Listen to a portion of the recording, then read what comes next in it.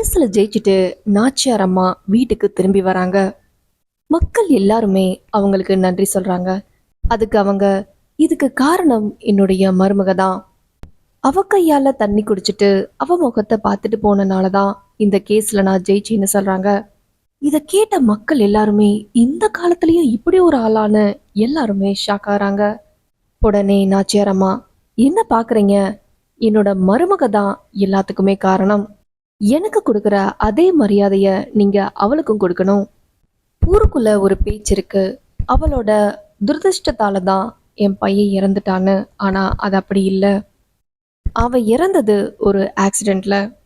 என் மருமக ரொம்ப ராசியானவான்னு எல்லார்கிட்டயும் சொல்றாங்க. அதே நேரத்துல ஒருத்தன் ஓடி வந்து நாச்சியார் அம்மா கிட்ட, பஞ்சாயத்து கூடி இருக்கு, நீங்க உடனே வரணும்னு சொல்றான்.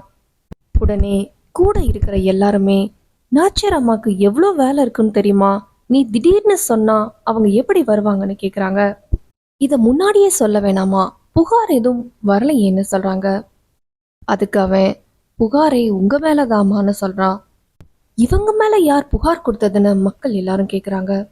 அதுக்கு அவரு, உங்க மருமகளோட அப்பாவும் அம்மா தான் புகார் கொடுத்துக்காங்கன்னு சொல்றாங்க.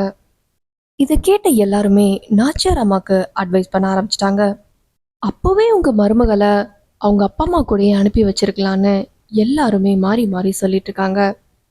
உடனே நாச்சியார் அம்மா, இதனாலலாம் கண்டிப்பா பிரச்சனை வராது.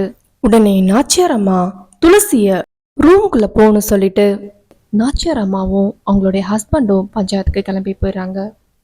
அதே நேரத்துல அங்க இருக்கிறவங்க ஒரு பிளான் போடுறாங்க.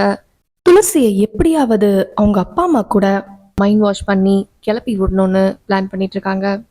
கோமதி கிட்ட சொல்லி தேன் கிட்ட பேச சொல்றாங்க. அதே நேரத்துல நான் போய் பஞ்சாயத்துல என்ன நடக்குதுன்னு பார்த்து தேனை எப்படியாவது பஞ்சாயத்துக்கு வர வைக்கிற மாதிரி பண்றேன்னு ஒரு திட்டம் போடுறாங்க.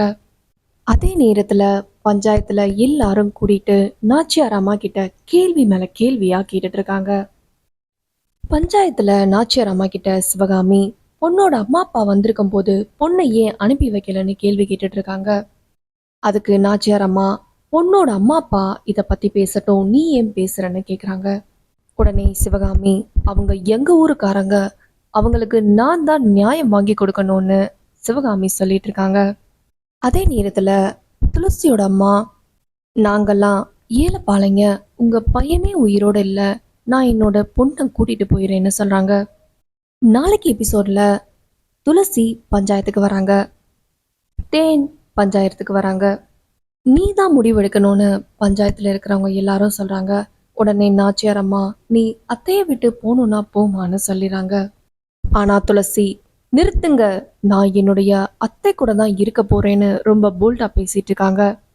நாச்சியார் அம்மா எப்போ ஒரிஜினல் மாமியாரா மாற போறாங்க, எப்போ அந்த மருமக பாடுபட போறான்னு தெரியல. அது வரைக்கும் இந்த சீரியல் நல்லா போற மாதிரி இருக்கு. பாக்குறவங்க பாத்துக்கலாம்.